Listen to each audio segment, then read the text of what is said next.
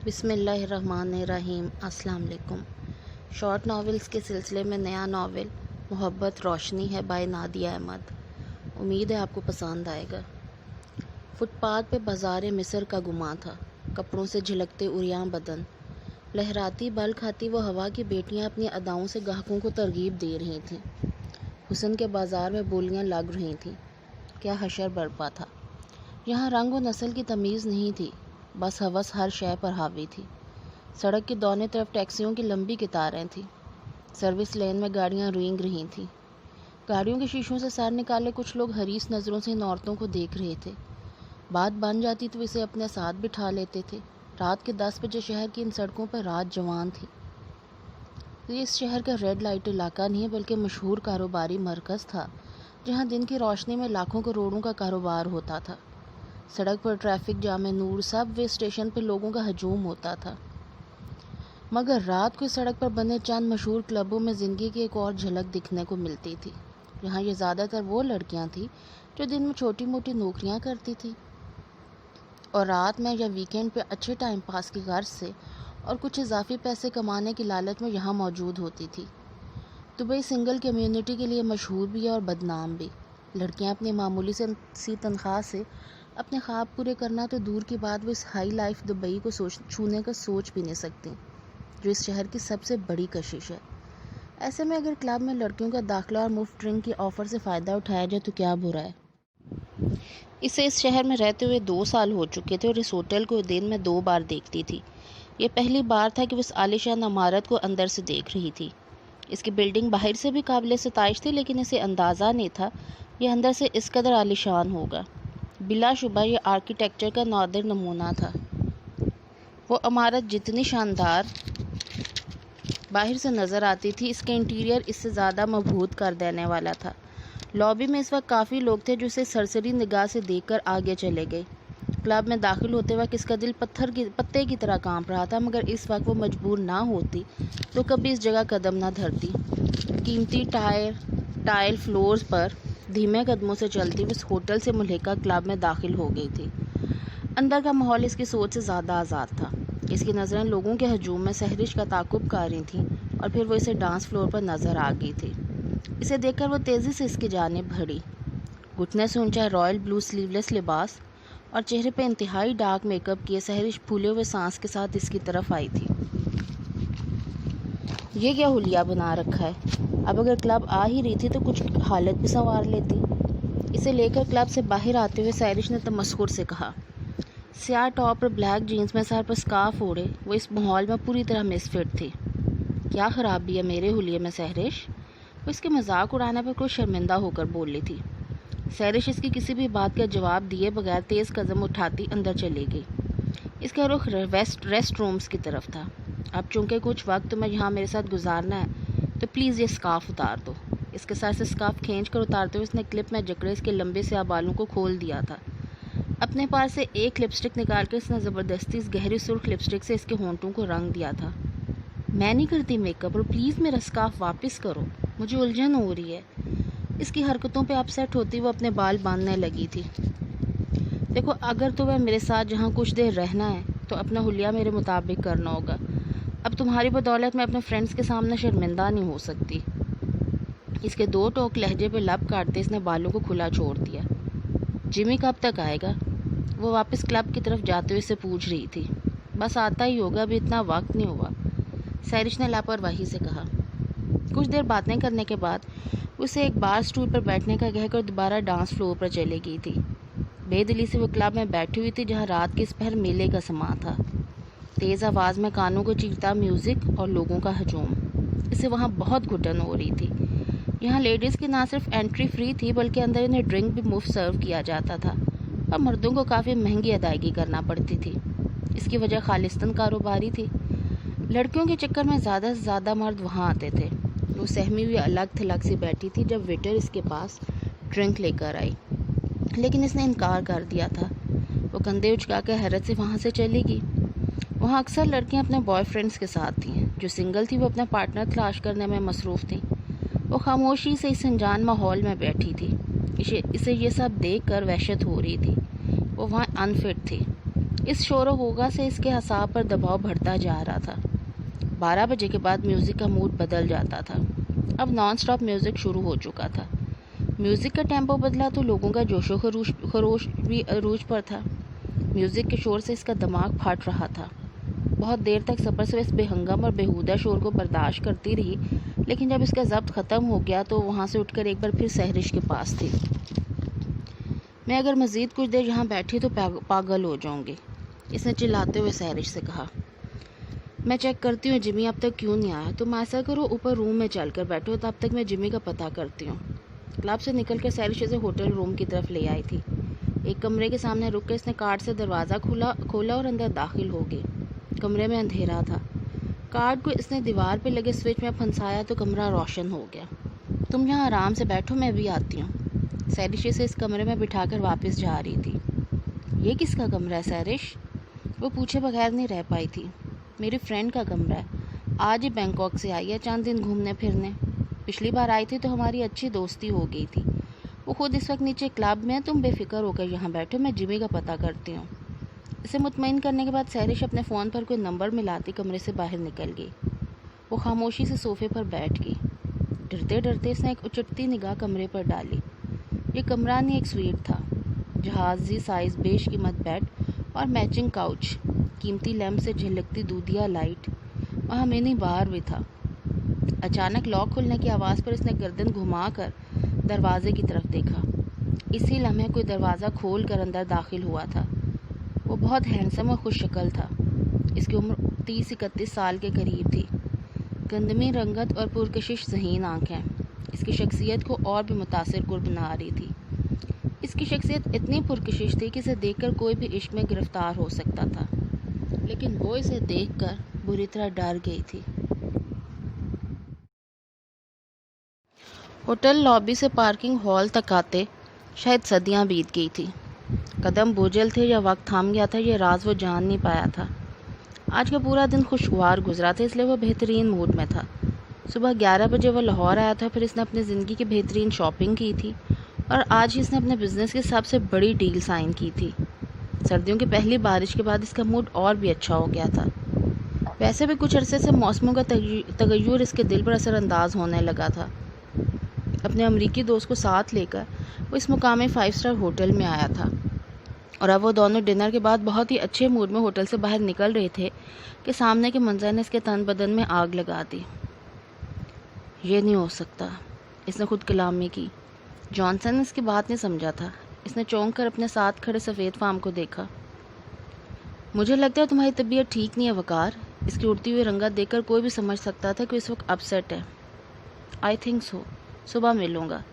Richard Johnson کا قیام اسی ہوٹل میں تھا، اس لیے اسے لابی سے رخصت کر کے وہ اب پارکنگ کی طرف جا رہا تھا جہاں اس کا ڈرائیور انتظار کر رہا تھا۔ اس کی آنکھوں کے سامنے وہ منظر ایک بار پھر ابھر آیا تھا۔ ڈنر ٹائم کی وجہ سے ہوٹل میں معمول کا رش تھا۔ وہ اوپر والی منزل پر بنے ریسٹورنٹ سے نکلا تھا، اس لیے شاید وہ اسے پہلے نہیں دیکھ پایا تھا، یا پھر وہ ابھی کچھ دیر پہلے وہاں آئی تھی۔ اس کی تیاری ہمیشہ متاثر کن ہوتی تھی، لیکن آج وہ غیر معمولی حسین لگ رہی تھی۔ یوں تو اس پر ہر رنگ جچتا تھا، لیکن اس سفید لباس میں وہ کسی دیومالائی داستان کا حصہ لگ رہی تھی۔ اس کی آنکھوں میں دمکتے جگنو دیکھ کر اس نے اپنے ہاتھوں سے پھسلتا محسوس کیا، اپنا دل ہاتھوں سے پھسلتا محسوس کیا۔ وہ جب بھی اس سے ملتا اس کے چہرے سے نظریں نہیں ہٹا پاتا تھا، اور شاید آج بھی اس کے سامنے بیٹھا اعظم مسعود اس سے آنکھیں نہیں ہٹا پا رہا تھا۔ اس کا نازک ہاتھ تھامے ہوئے اسے ایک انگوٹھی پہنا رہا تھا اور وہ جانتا تھا اس میں جڑے پتھر ہیرے ہیں۔ ایسی ایک ہیروں جڑی انگوٹھی وقار نے اب اس کے لیے خریدی تھی۔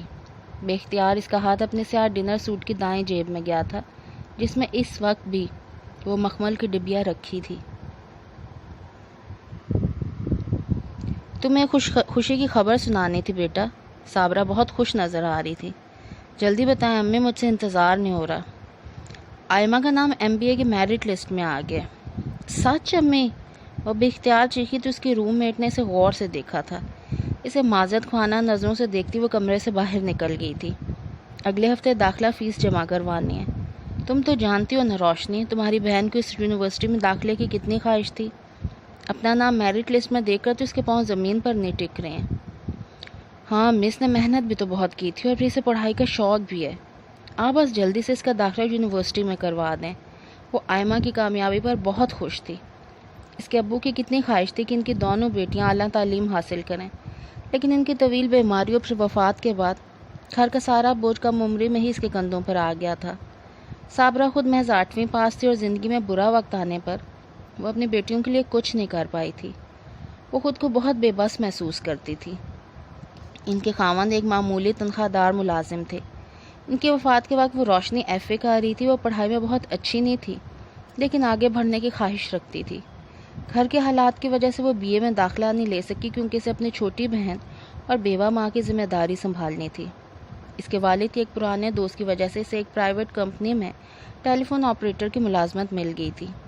اگر انوار انکل کا حوالہ نہ ہوتا تو اسے یہ نوکری بھی کبھی نہ مل پاتی، کیونکہ اس معمولی سے جاب کے لیے بھی اس سے زیادہ تعلیمی قابلیت رکھنے والی امیدواروں کی لمبی لائن تھی۔ 2 سال بعد اس کی تنخواہ 8 سے 10 ہزار ہو گئی تھی، جو ان کی زندگی میں کوئی بڑا بدلاؤ نہیں لائی تھی، لیکن وہ مطمئن تھی کیونکہ اس کے گھر والے عزت کی زندگی گزار رہے تھے اور انہیں اپنے نام نہاد رشتہ داروں کے سامنے ہاتھ نہیں پھیلانا پڑتا تھا۔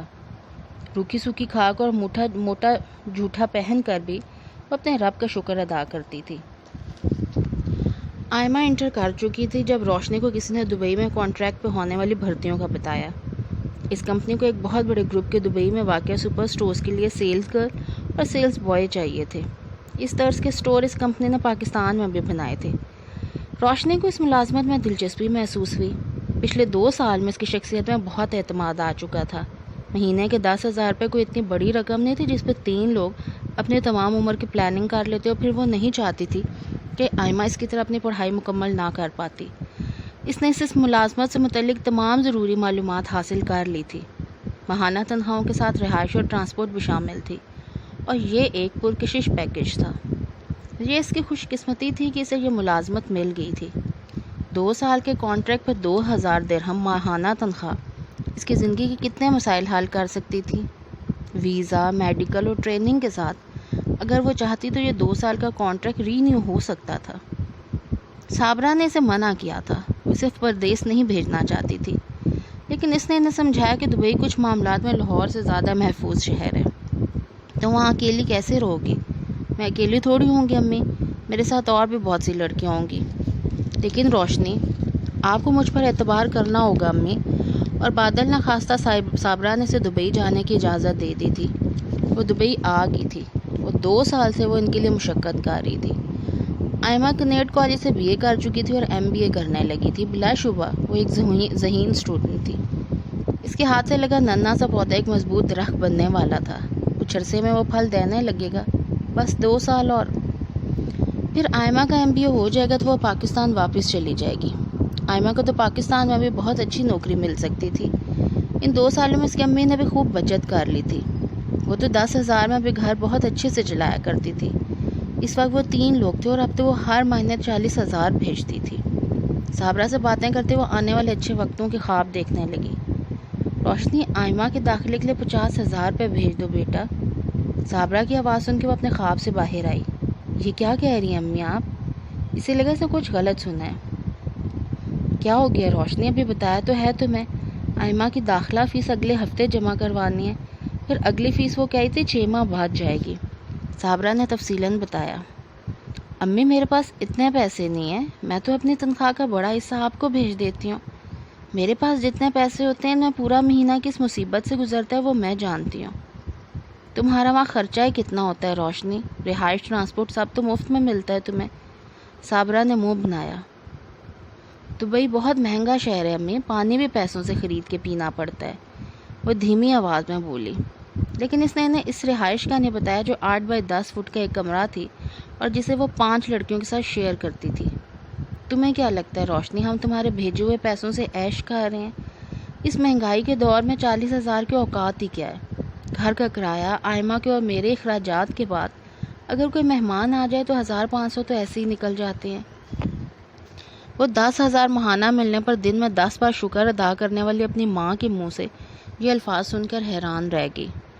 کون مہمان امی؟ اسے مہمانوں کے نام پر بھی حیرت ہوئی۔ کیا ہم لاوارث ہیں؟ تمہارے ابا کے اور میرے کتنے رشتہ دار ہیں؟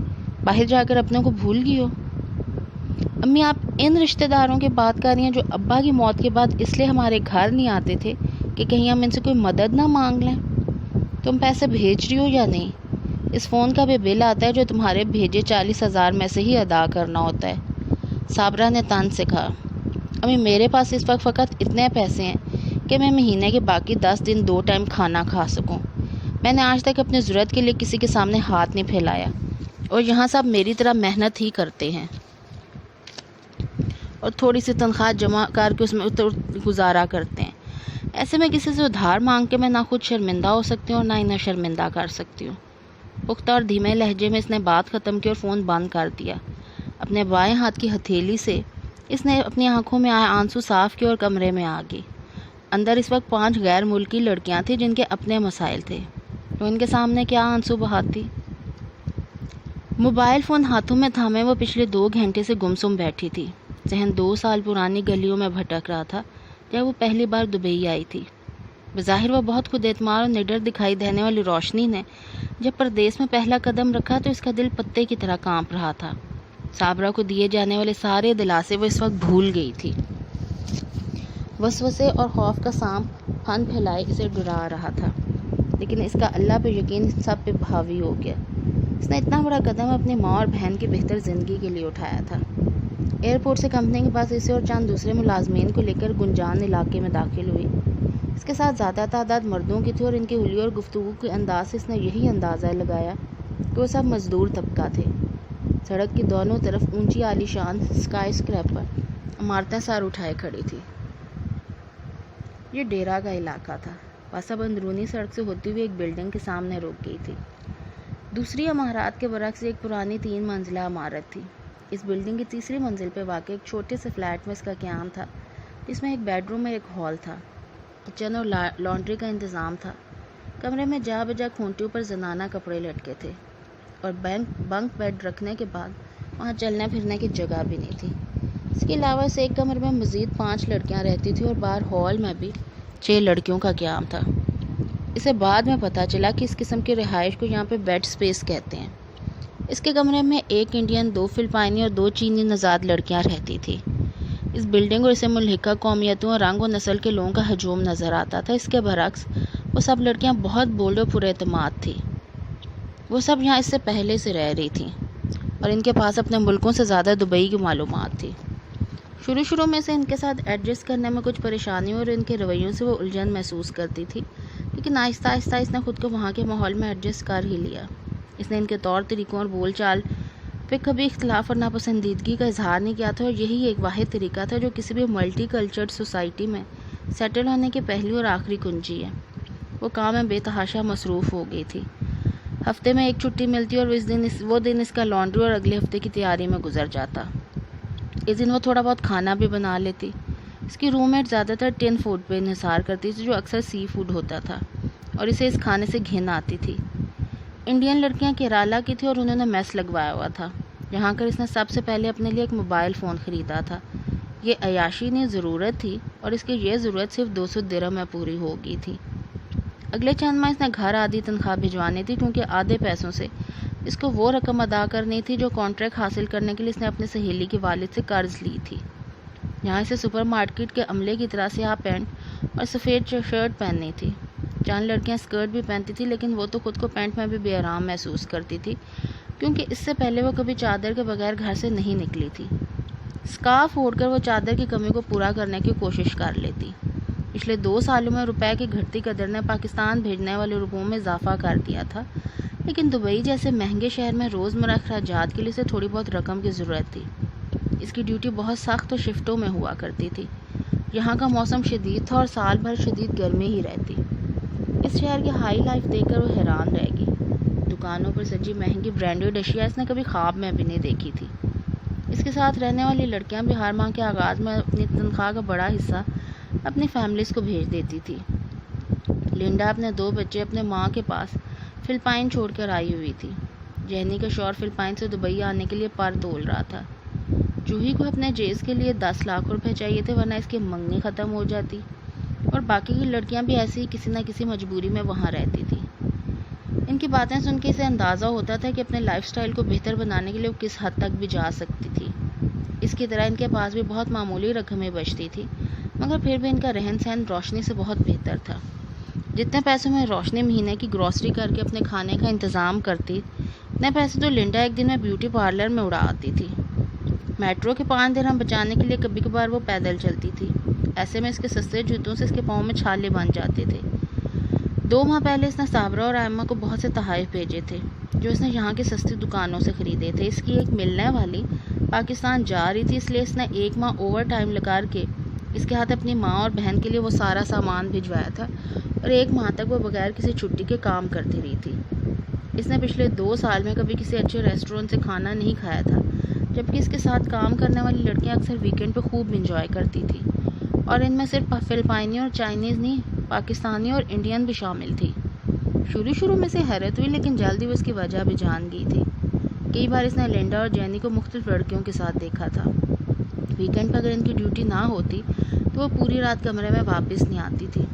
اس دن صبح 6 بجے اپنی ڈیوٹی ختم کر کے واپس آ رہی تھی جب اس نے لنڈا کو لڑکھڑاتے قدموں کے ساتھ بلڈنگ کی سیڑھیاں چڑھتے دیکھا تھا۔ اس وقت اس کا لباس دیکھ کر اس کا سر شرم سے جھک گیا تھا۔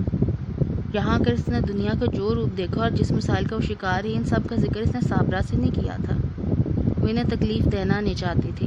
اس نے تو انہیں یہ بھی نہیں بتایا تھا اسے کھٹملوں کے کاٹنے سے ایک بار کتنی بری الرجی ہو گئی تھی، اور بخار میں بھی وہ کبھی چھٹی نہیں کر سکی تھی۔ اس کے لیے یہ اتنے بڑے مسائل نہیں تھے۔ اس نے بہت کم عمری سے محنت کرنا شروع کی تھی اور جلد ہی اسٹیف روٹین کی عادی ہو گئی تھی۔ فون کی بیل بہت دیر سے بج رہی تھی۔ اس نے اسکرین پر نظر دوڑائی تو پاکستان کا نمبر دیکھ کر جلدی سے فون ریسیو کیا۔ شاید امی کو اپنی زیادتی کا احساس ہو گیا تھا، اس لیے وہ اسے دوبارہ کال کر رہی تھی۔ ہتھیلی سے آنکھوں کی نمی صاف کر کے اس نے سوچا اور کال ریسیو کی۔ ہیلو آپی، دوسری طرف آئمہ تھی۔ ہاں آئمہ، کیسی ہو؟ اس نے اپنی چھوٹی بہن کی آواز سن کر محبت سے کہا۔ اگر تم نے اگلے ہفتے تک میرے ایڈمیشن کے لیے پیسے نہیں بھجوائے تو میں قسم کھا کر کہتی ہوں میں خودکشی کر لوں گی، وہ چیختے ہوئے کہہ رہی تھی۔ تم ہوش میں تو ہو آئمہ؟ وہ آئمہ کی بات سن کے بے تحاشا پریشان ہو گئی تھی۔ میں اس وقت پورے ہوش و حواس میں ہوں۔ جانتی ہو کتنے احسان کیے ہیں تم نے مجھ پر، لیکن اس وقت تو میرے پاؤں کے نیچے سے زمین نہیں کھینچ سکتی آپی۔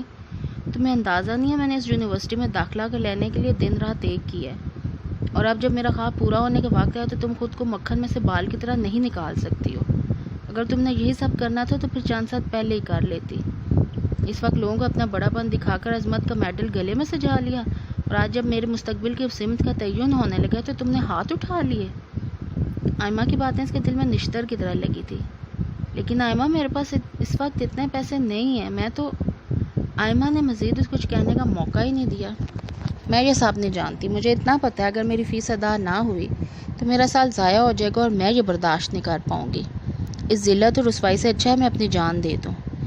اس کے جواب کا انتظار کیے بغیر آئمہ نے کال ڈسکنیکٹ کر دی تھی۔ اس نے شکست خوردگی سے فون اپنے سائڈ پہ رکھا۔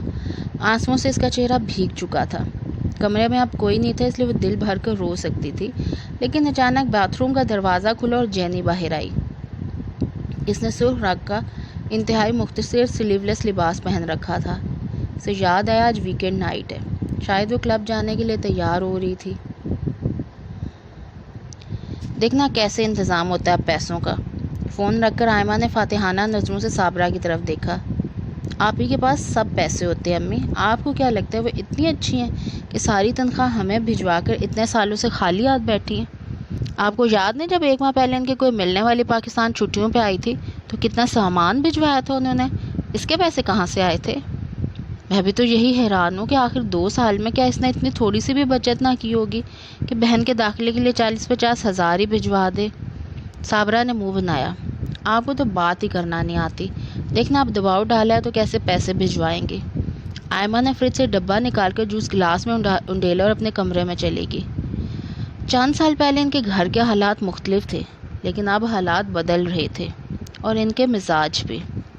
امید ہے کہ یہ نیا ناول آپ کو انٹرسٹنگ لگ رہا ہوگا۔ اپنے فیڈ بیک سے آپ نے ضرور آگاہ کرنا ہے کہ آپ کو یہ ناول کیسا لگ رہا ہے، تاکہ میں آگے کی ایپیسوڈ جلدی کرنے کی کوشش کروں، اور آپ نے لائک بھی کرنا ہے، شیئر کرنا ہے۔ اللہ حافظ۔